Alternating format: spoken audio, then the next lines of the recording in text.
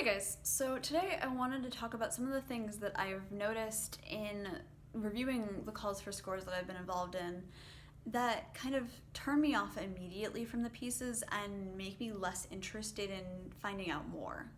And the first thing is errors in instrumentation, notes that don't exist on the instrument.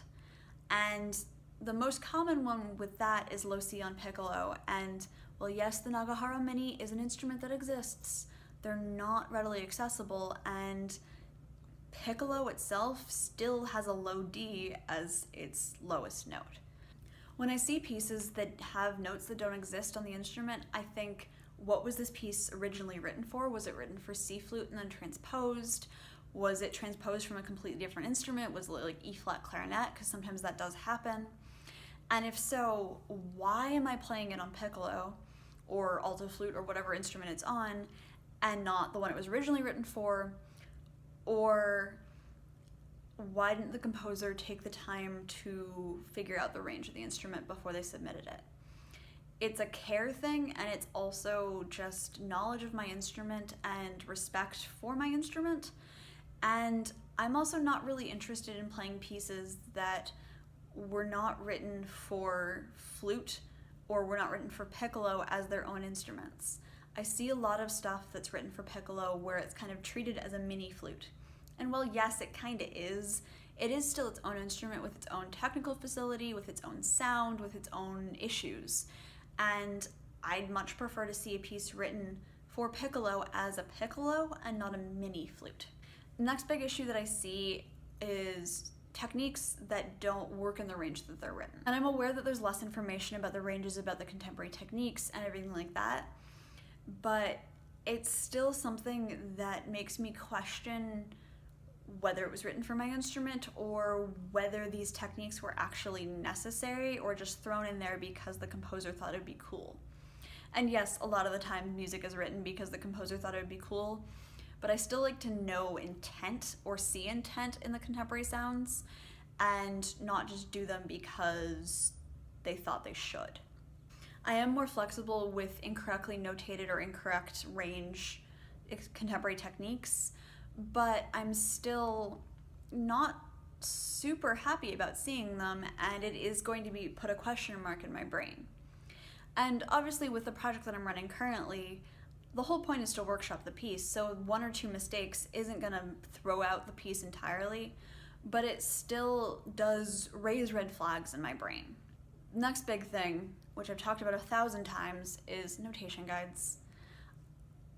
I do read contemporary music quite fluently, and I do know a lot of these symbols, and I do see them all the time, and I do know what a lot of the alternatives to the symbols are, but if you don't explicitly tell me what they are, I can't go find them. Sometimes the symbols that people are using aren't what I expect, or they were taken from something else, or they're just not what I know, and I need to be made aware of that. I can't just assume that the notation that I know and I use is what the composer is using. And I know I'm a broken record about this, but it's just an incredibly important thing. And it doesn't have to be like a preface or an endnote. It can be within the texture of the piece with words or footnotes or whatever. Like, you don't necessarily have to create a set notation guide that goes at the beginning of the piece, though honestly that is how I prefer to see it. But you do still have to give us a fighting chance of figuring out what you want. The next thing is seeing enharmonic equivalents that really shouldn't be there because the composer just hit the transpose button. This is obviously more of an issue for clarinet or horn or the transposing instruments, but alto flute is a transposing instrument, and I understand that a lot of composers write in C. I get it. My brain functions in C. It does not function in G. Don't make my life any harder than it already is trying to play in G by giving me B sharps or F double sharps for no good reason. Obviously, within the context of a key or whatever you're doing, it's quite possible to have them. But you do still have to go back through the parts and make sure that they're clean. It's a big deal, and it means a lot to us to know that you took the time to edit your parts and clean them up and give them to us in working condition. Along those same lines, make sure my name is spelled right, make sure my project is labeled correctly. Just little things that make me realize that you actually took the time to read my call and edit your part. Submitting actually working max patches is great, because then I can actually try them. Submitting everything that I need to actually adjudicate the piece. So if it has fixed media, giving me the fixed media. If it has instructions, giving me the instructions and not just going, hey, there's the piece, figure it out. It's all the little things that show that the composer submitting to me had respect for me and wasn't just going, well, let's see if this works. They were actually interested in my project and not just interested in someone playing their piece maybe.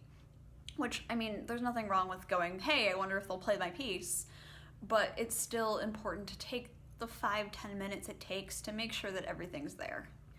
Some of these things weren't really specific to flute, but they were things that I noticed a lot of and really did turn me off from a lot of music that might have been quite incredible apart from that one issue.